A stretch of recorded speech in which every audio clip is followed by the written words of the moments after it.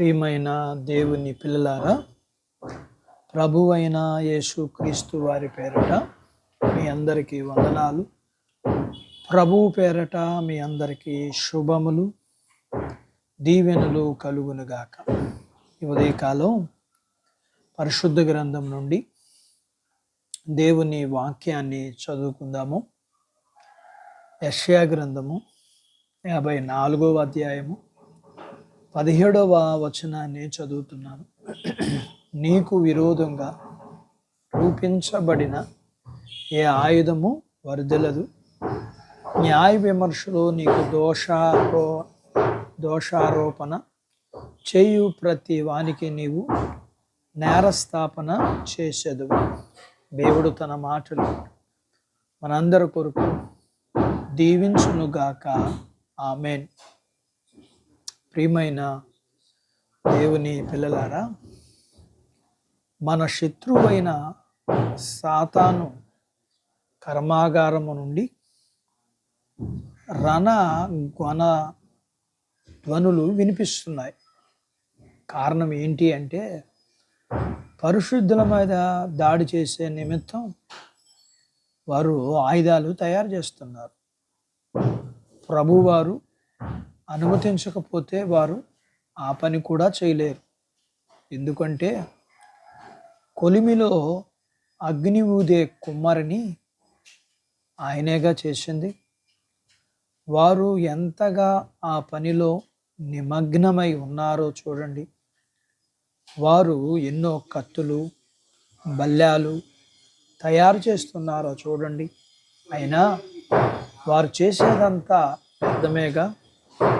ఎందుకంటే నీకు విరోధంగా రూపింపబడిన ఏ ఆయుధమును వర్ధిల్లదు అనే వాక్య ప్రకారం వారు తయారు చేసే ప్రతి ఆయుధము మీద ఇది వర్ధిల్లదు అని వ్రాయబడి ఉంటుంది. అలాగే ఇప్పుడు మరో శబ్దాన్ని వినండి. అది వారి నాలుకలతో చేసే దోషారోపణ శబ్దం. సుత్తులు, శానాలతో తయారు చేసే ఆయుధాల కంటే నాలుకలు చాలా ప్రమాదకరమైన ఆయుధాలు. అవి చేసే గాయాలు చాలా భయంకరంగాను బాధాకరంగా ఉంటాయి. ఇంతకీ మనకి ఇప్పుడు ఏం జరుగుతుంది?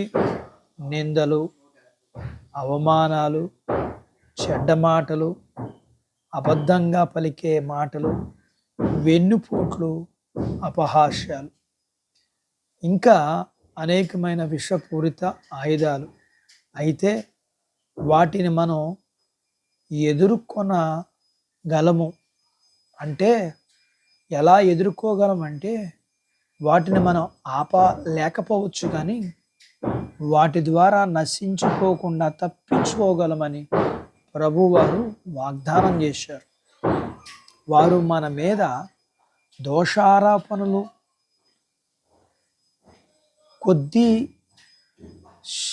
కొద్దివే, కానీ చివరికి మనమే వారిపైన నేరారోపణ చేస్తాం. అబద్ధాలు ఆడేవాళ్ళు నోళ్ళు మూయబడతాయి. వారు చేసే నేరారోపణలు వారి ద్వారా బంధించబడే వారికి, వారి చేత బాధించబడే వారికి కూడా ఘనతగా మారతాయి.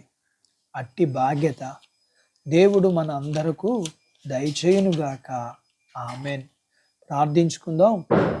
మమ్మల్ని మిక్కిలిగా ప్రేమించిన మా ప్రియ పరలోకపు తండ్రి, మీ పరిశుద్ధ నామాన్ని బట్టి మీకు వందనాలు. ఈ ఉదయకాలం మీ పాదాల దగ్గర మీ లేఖనాన్ని నేర్చుకోవడానికి సహాయం చేశారు.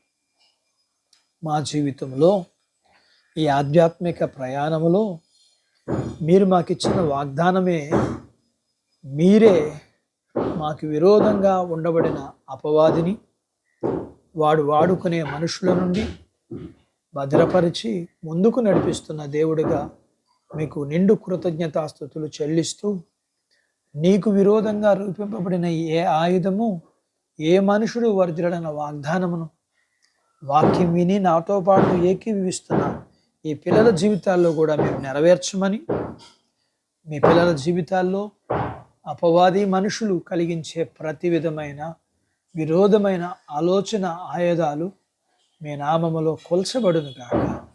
మీ పిల్లల జీవితాల్లో మీరు జయమును అనుగ్రహించి అన్ని విషయాల్లో మీరే మహిమ పొందండి. మీ పిల్లలని మీరు కలిగిన అంతటిని దీవించండి. చిన్న బిడ్డలను, యవనస్తులను, వృద్ధులను, స్త్రీ పురుషులను దీవించండి. వారి చదువులు, ఆరోగ్యాలు, ఉద్యోగాలు, పొలాలు, పశువులను దీవించండి. వివాహాలు కాని వారికి వివాహాలు అవ్వడానికి, గర్భము లేని వారికి గర్భఫలం ఇమ్మని, గర్భం కలిగిన వారికి సుఖమైన ప్రసూతి ఇమ్మని, ప్రసూతి అయిన వారికి ఆరోగ్యం ఇమ్మని, మీ పిల్లలను కలిగినంతటిని దీవించమని యేసు ప్రభు వారి పేరట స్తుతించి ప్రార్థించి అడిగినవన్నీ పొందుకుని ఉన్నాము తండ్రి. ఆమెన్. దేవుడు మిమ్మును దీవించునుగాక. ఆమెన్.